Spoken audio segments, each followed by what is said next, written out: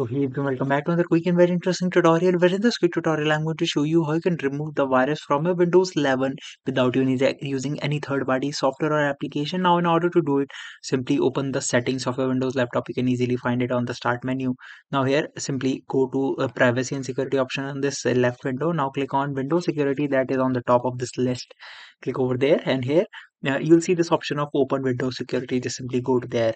Now click on this option of viruses and threats protection. Just simply open it, and here you'll see this option of quick scan. Just simply perform a scan.